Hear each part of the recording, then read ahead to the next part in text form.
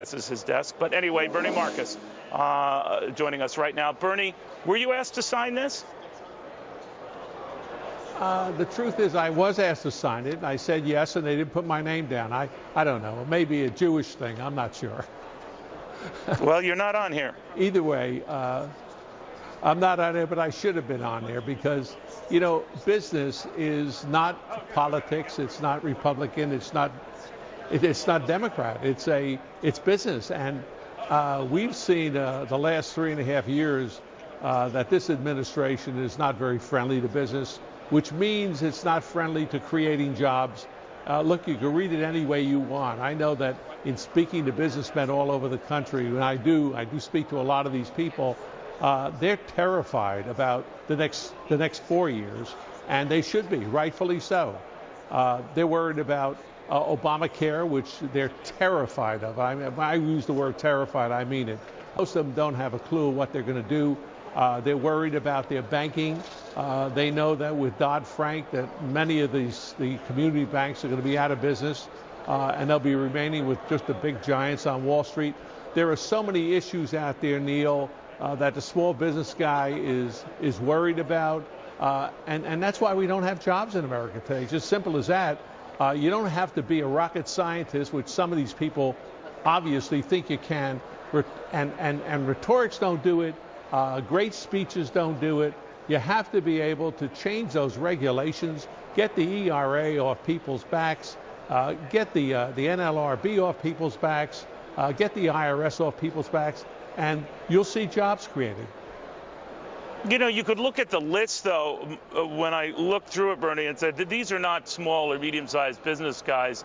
These are titans. These are guys like yourself who have a lot of bucks. A good many of them are billionaires. I mean, we've got Nelson Peltz, we've got Lori Moffat, we've got Morris Mark, Dan Lufkin, Steve Lasso. Now, I could go on and tell and explain who these people are. Suffice it to say that most of them are the cream of the crop, right? So it's almost like an ad. The cream of the crop loves Mitt Romney. So that could cut both ways, right? I mean, you could say, all right, well, they've got their nose out of joint with the president, who they say doesn't represent or fairly depict them. So it could boomerang, right? Then the president would say, well, if I had to tick anyone off, I'm okay doing that with these guys because I'm looking out for you guys. How do you think Mitt Romney should respond to that?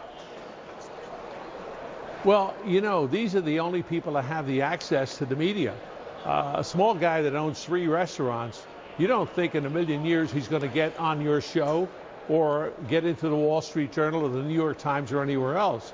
I mean, he has no voice out there. That's why we started something called the Job Creators Alliance, which really represents the small business people in America. They don't have a voice, and therefore somebody has to speak for them. Look, Neil, I remember when I was a small business guy, back in 78, 79, we started Home Depot.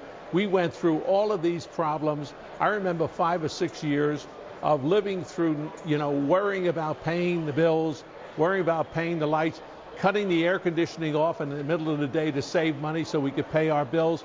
I remember all of those things, and I haven't forgotten about it. And most of those people had the same kind of experience. So we're kind of representing what the small business guy is going through, who right now, as I said to you, who is he going to talk to? Nobody's going to listen to them. Nobody's going to be interested in it. A man that works out there and has, you know, 150 people working for him. He doesn't have a lobbyist in Washington taking his case before the Congress. He doesn't have people who go to bat for him. He struggles every day to make his bills and keep the 150 people he's got working on his staff. And he is concerned because let me tell you a couple of things they've told me. When Obamacare comes down the pike, they're probably going to let go of people. If they become unionized, they're going to let go of people. Many of them have no plans in whatsoever. This environment, then, Bernie, in this environment tonight, could you do what you did then? I mean, if you had to start Home Depot now in this environment, you started Home Depot with Ken and others in a very tough environment then. You think you could do the same now? No, there is no way. I could give you details about it, but I can tell you there is no way that Home Depot could ever be what it is today. It's got 300,000 employees. Look, I'm not with the Home Depot anymore. I resigned. I retired back in 2002. But I can tell you there are 300,000 people that would not be with jobs today if we Wow. had the same environment and tried to start the Home Depot today. Isn't that a tragic thing to think about? That is terrible. Amazing. And this is what we're leaving for our children now.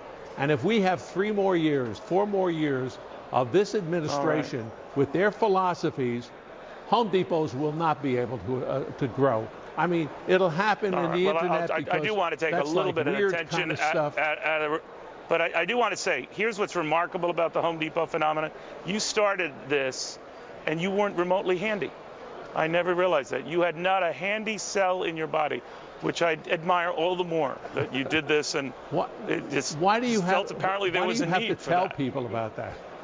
No, I mean, I just thought, if I started an Italian restaurant chain, people would say, well, that figures. We could see that.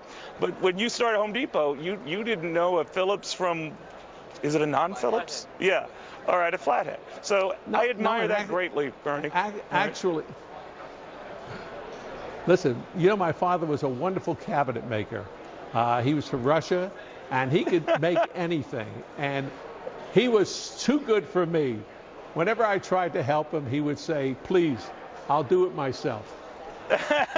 Bernie Marcus, a pleasure. Thank you. Just ribbing you, my friend. Bernie Marcus, an American success story, one of the most successful this country has ever